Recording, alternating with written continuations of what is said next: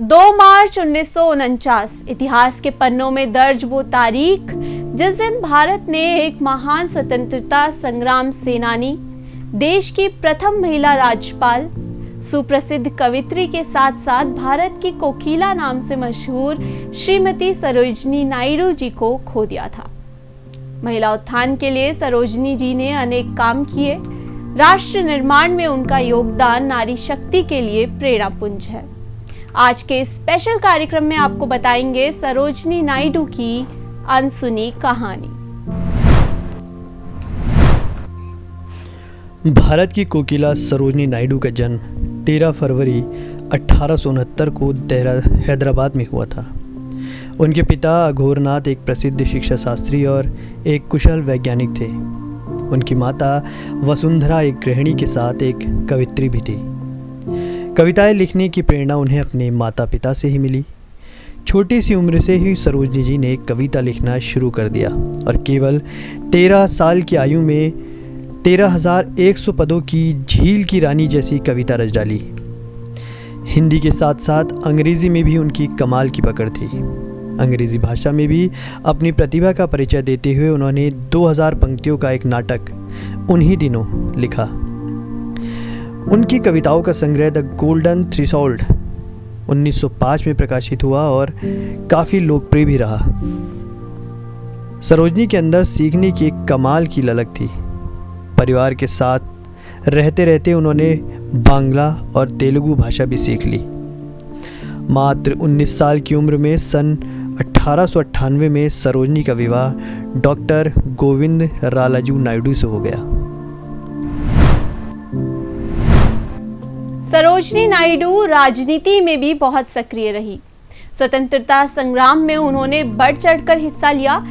लेकिन क्या आप जानते हैं कि सरोजिनी का राजनीति में कैसे आना हुआ?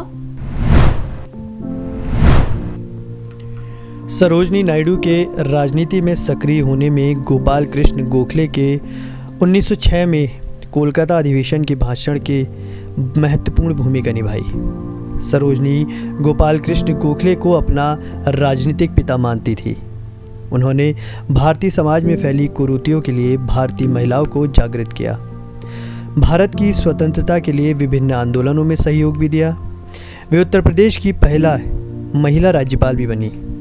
महात्मा गांधी से उनकी प्रथम मुलाकात 1914 में लंदन में हुई और गांधी जी के व्यक्तित्व ने उन्हें बहुत प्रभावित किया।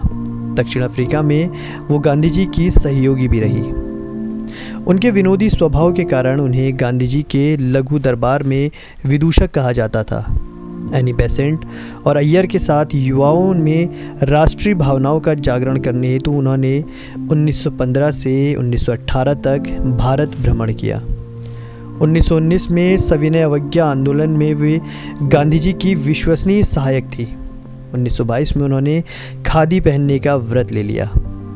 1922 से 1926 तक वो दक्षिण अफ्रीका में भारतीयों के समर्थन में आंदोलन करती रहीं। गांधी जी के प्रतिनिधि के रूप में 1928 में वो अमेरिका भी गईं। सरोजिनी नायडू को 1925 में भारतीय राष्ट्रीय कांग्रेस के कानपुर अधिवेशन का प्रथम भारतीय महिला अध्यक्ष बनाया गया। उन्होंने भारतीय महिलाओं के बारे में कहा था, जब आपको अपना झंडा संभालने के लिए किसी की आवश्यकता हो और जब आप आस्था के अभाव से पीड़ित हो, तब भारत की नारी आपका झंडा संभालने और आपकी शक्ति को थामने के लिए आपके साथ होगी। और यदि आपको मरना पड़े तो ये याद रखिएगा कि भारत के नारित्व की चित्तौड़ की पद्मिनी की आस्था समाहित है।